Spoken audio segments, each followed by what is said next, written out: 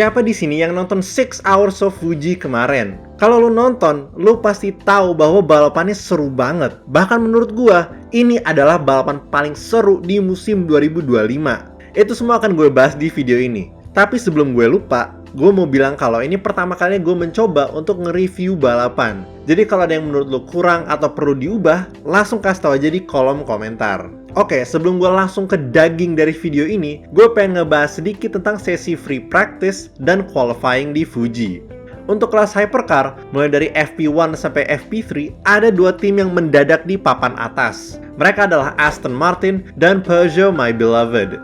Pada FP1, kedua Peugeot 9X8 berhasil mendapatkan posisi 1 dan 2 dengan Aston Martin Valkyrie nomor 9 di posisi 3. Kemudian pada FP2, Peugeot berhasil mendapatkan posisi 1 lagi dengan mobil nomor 93. Valkyrie nomor 9 tetap di posisi 3, tapi sekarang posisi 2 diisi oleh Porsche nomor 5. Lalu saat FP3, Aston Martin nomor 7 meraih posisi 1. Kemudian posisi 2 dan posisi 3 diisi oleh kedua Cadillac. Lalu di kelas LMGT3, McLaren dari United Autosport konsisten banget di top 3 dengan mendapatkan posisi 3 di FP1 dan posisi 2 di FP2 sampai FP3. Tadi gue bilang kalau hypercar Aston Martin mencetak waktu tercepat di FP3. Hal yang sama juga terjadi di LMGT3 dengan Aston Martin Vantage milik Heart of Racing. Lalu kita sampai di tahap qualifying. Cadillac kembali untuk ngasih paham ke semua yang ada di kelas hypercar dengan kedua V-Series R mengisi posisi 1 dan 2. Tetapi, kecepatan dari Valkyrie nomor 9 berhasil mendapatkan posisi 3 dan 9X8 nomor 93 berada tepat di belakangnya. Lu bisa ngebayangin seberapa senangnya gue ketika melihat Peugeot berada di posisi 4 dan Aston Martin di posisi 3. Kemudian di LMGT3, Aston nomor 10 berhasil mengambil posisi 1, sedangkan posisi 2 dan 3 diisi oleh McLaren nomor 95 dan 59. Gue udah gak sabar untuk nonton. Gue langsung berpikir, ini akan menjadi salah satu balapan paling seru di 2025. Akhirnya pada tanggal 28 September 2025, tepat sekitar jam 9 pagi, balapannya dimulai.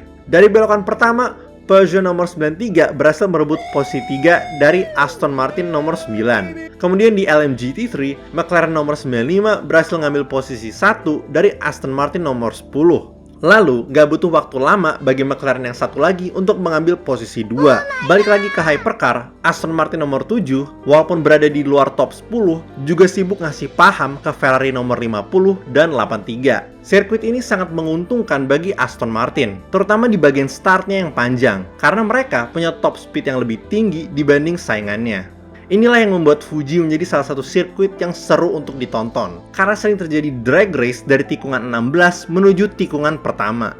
Lewat beberapa menit, Aston Martin nomor 7 sempat kehilangan kendali dan menabrak bagian belakang dari BMW nomor 15. Kemudian, terjadi drama lagi nih.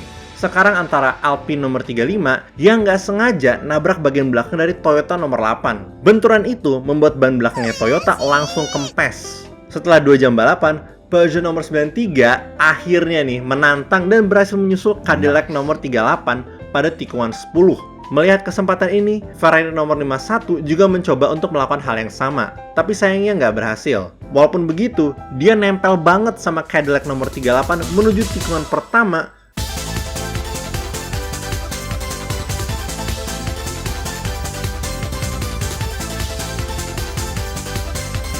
Sampai akhirnya ia berhasil untuk mengambil posisi 3. Asli deh, action yang terjadi di sini kayak gak ada habisnya. Setelah 3 jam berlalu, terjadi drama lagi. Kali ini, yang menjadi korban adalah BMW nomor 15.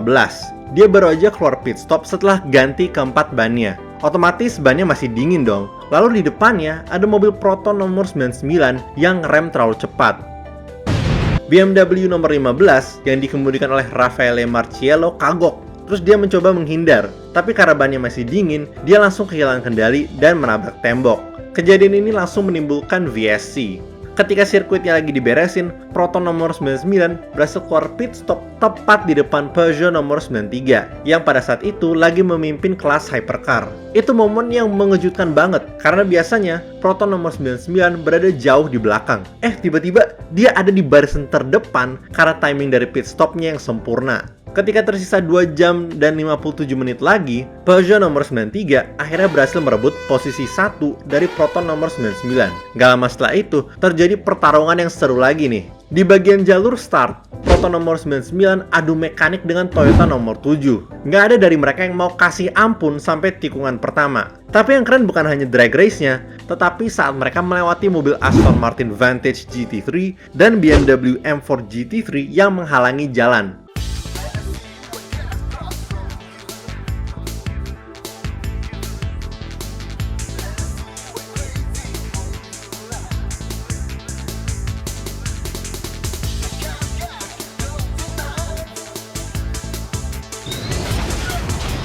Wah, itu beneran keren banget. Ngingetin gue sama F1 Belgian Grand Prix tahun 2000, di mana Mika Häkkinen dan Michael Schumacher menyusul Ricardo Zonta. Ketika tersisa 2 jam dan 31 menit lagi, terjadi friendly fire antara Aston Martin yang hypercar dengan yang GT3. Valkyrie nomor 7 baru aja keluar dari pit stop setelah ganti ban. Kondisinya masih dingin, sehingga agak sulit untuk dikendalikan.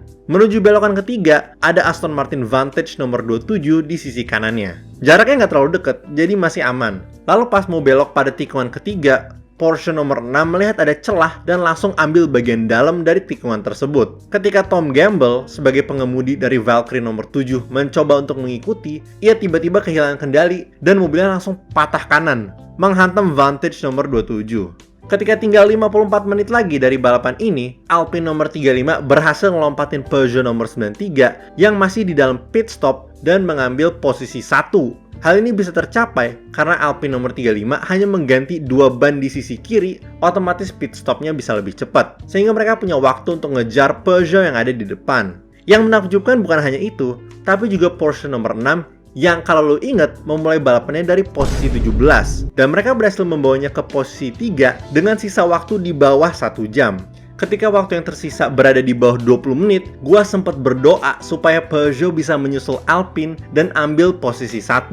Sayangnya hal itu nggak terjadi, karena Alpine nomor 35 berhasil mempertahankan posisi untuk meraih juara 1. Kemudian, Peugeot nomor 93 mendapatkan posisi 2 dan Porsche nomor 6 melengkapi podium di 6 Hours of Fuji. Bagaimana dengan Aston Martin?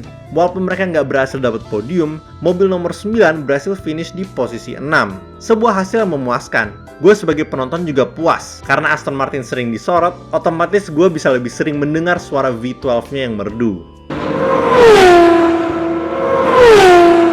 Kemudian di kelas LMGT3, duo McLaren sayangnya nggak mendapatkan hasil yang bagus. Dengan mobil 59 mendapatkan posisi 11 dan mobil 95 mendapatkan posisi 14. Bagaimana dengan podiumnya? Mulai dari posisi 3 itu diisi oleh BMW nomor 31, kemudian Ferrari nomor 21, dan piala juara satunya diambil oleh Corvette nomor 81. Aslinya, Ferrari nomor 21 lah yang pertama melewati garis finish, tapi ia terkena penalti 5 detik karena melanggar aturan pit stop. Otomatis dia mundur jadi posisi 2. Kalau misalnya lu bertanya kenapa gue lebih banyak membahas kelas hypercar dibanding LMGT3, jawabannya adalah karena mayoritas dari keseruannya terjadi di kelas hypercar. Sedangkan kelas LMGT3 relatif lebih tenang di balapan ini. Walaupun memang ada satu DNF, yaitu Ford nomor 88, di mana bannya kempes karena sempat berbenturan dengan Corvette nomor 81. Jadi secara kesimpulan, ini adalah balapan favorit gue di 2025. Apakah pendapat gue akan berubah di Bahrain? Ya nggak tahu, tanya yang mau tanya saya.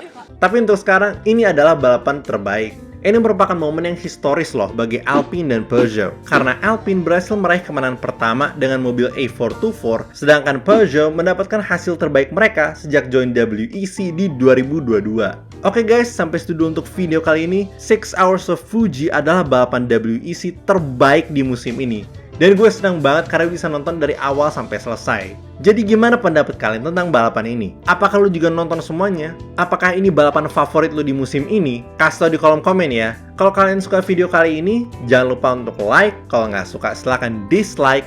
Dan kalau suka banget, kalian bisa subscribe dan pencet tombol join di bawah untuk menjadi member. Kalian juga bisa pencet tombol super thanks untuk mendukung gue secara langsung. Makasih banyak guys!